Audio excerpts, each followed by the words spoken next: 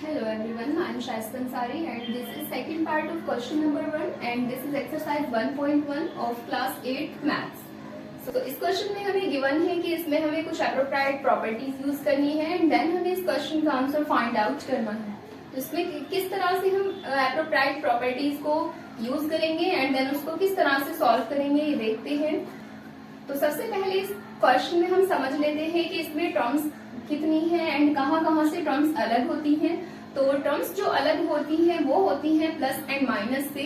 जब भी कहीं पर मल्टीप्लाई का साइन गिवन होता है वहां से कभी कोई टर्म अलग नहीं होती, बिकॉज मल्टीप्लाई से प्रोडक्ट होता है। एंड यहाँ पर ये जो टर्म है, अब यहाँ पर ये जो माइनस आ गया तो क्या हम इस माइनस से टर्म को चेंज कर देंगे? नो, यहाँ से इस माइनस से टर्म को चेंज नहीं करेंगे, बिकॉज ये हमारा नेगेटिव इंटीजर गिवन है एंड इसका जो मेन साइन है वो मल्टीप्लाई का साइन है जो कि इन दोनों चीजों में प्रोडक्ट है। एंड अब ये जो टर्म है तो दैट्स मीन यहाँ से लेकर यहाँ तक हमारी एक टर्म हो जाएगी एंड ये जो माइनस है वो टर्म को अलग करेगा एंड इस माइनस के आगे से एक टर्म में ये टू फ्रैक्शंस आ जाएंगी एंड देन उसके बाद यहाँ प्लस का साइन यूज हो रहा है तो ये प्लस इन टर्म्स को अलग करेगा एंड उसके बाद यहाँ इन टू फ्रैक्शंस का प्रोडक्ट किया जा रहा है। तो यहाँ से इस टर्म के अंदर भी टू फ्रैक्शंस है। अगर हम टर्म्स को पहले समझ लेते हैं तो बाद में हमारे लिए सॉल्यूशन इजी हो जाता है। एंड अब इसमें हम देखेंगे कि सबसे पहले कौन सी वाली हमें प्रॉपर्टीज हमें अप्लाई करनी है। तो यहाँ 2/5 है, -3/7 है। तो क्या हमें कोई सेम फ्रैक्शंस दिखाई दे रही हैं किसी भी टर्म के अंदर? We can see this is 2/5 and also this is 2/5. 2/5 he only common है इन टू टर्म्स के अंदर एक फ्रैक्शन। तो अभी इसमें हम करेंगे क्या, डायरेक्टली उसको कॉमन में नहीं लेंगे, पहले हम इस टर्म को इधर की साइड में ले जाएंगे एंड इस टर्म को हम इधर की साइड में ले जाएंगे। जैसे कि यहाँ पर 2/5 गिवन है तो उसको हम एज इट इज कॉपी करेंगे एंड इनटू में -3/7 है तो उसको भी एज इट इज कॉपी करेंगे। अब ये जो लास्ट वाली टर्म है +1/14 उसको हम यहाँ पर कॉपी कर देंगे इनटू 2/5। तो अब जो हमारे पास लास्ट में एक टर्म बची है वो है -1/6 इंटू 3/2। अब इसको आगे सोल्व करते हैं। तो इस लाइन में हमने कौन सी वाली प्रॉपर्टी यूज की है? इस लाइन में हमने यूज की है कम्यूटेटिव प्रॉपर्टी। तो उसका नेम लिख लेते हैं कम्यूटेटिव प्रॉपर्टी का।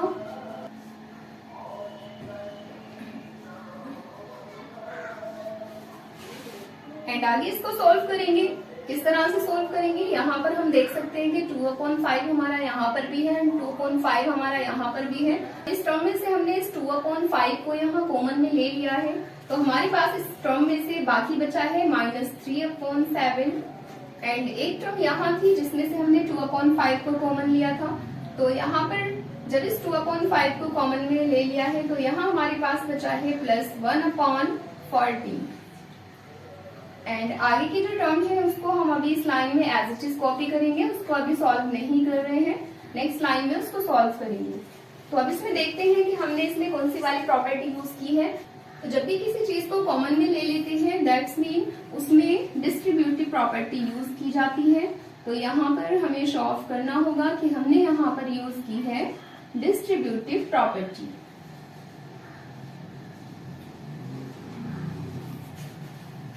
एंड आगे इसको सोल्व करते हैं। So this will be as it is and यहाँ पर ये जो ब्रैकेट के अंदर कुछ फ्रैक्शंस है उसको अलग में सोल्व करके देख लेते हैं, बिकॉज अगर यहाँ पर सोल्व करेंगे 1 बाय 1 लाइन में तो सोल्यूशन ज्यादा लॉन्ग हो जाएगा।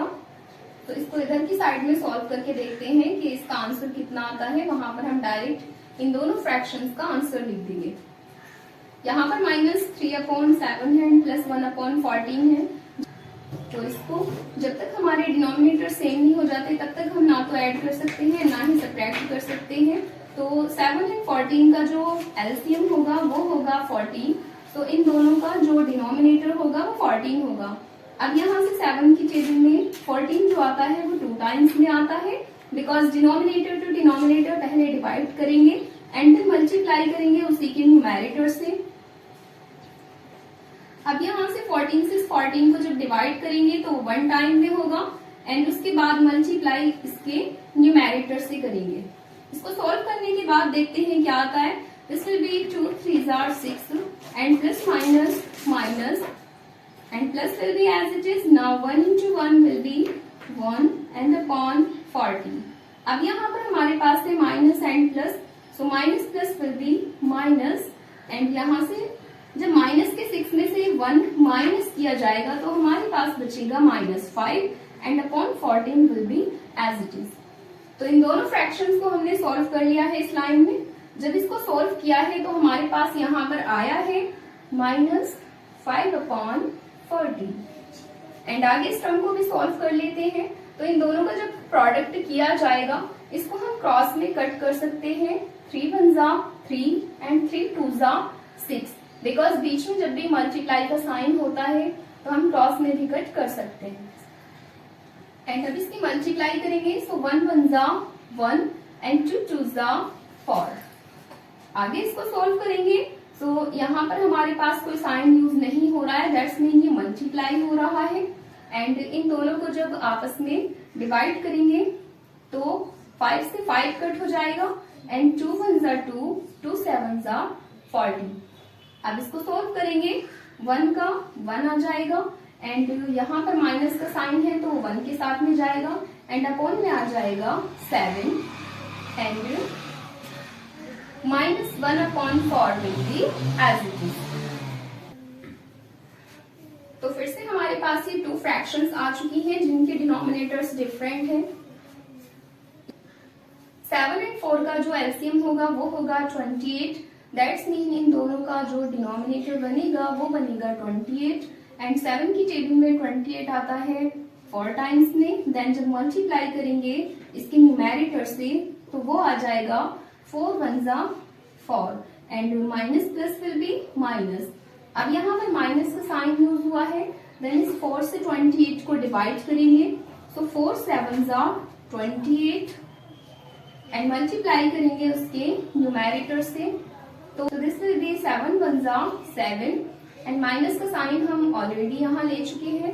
अब यहाँ पर हमारे पास -4 -7 अपॉन 28 बन चुका है, तो माइनस माइनस हो जाता है प्लस, एंड जब माइनस की 2 चीजें प्लस की जाती हैं तो क्वालिटी उनकी माइनस ही रहेगी, बट नंबर्स को ऐड कर दिया जाएगा।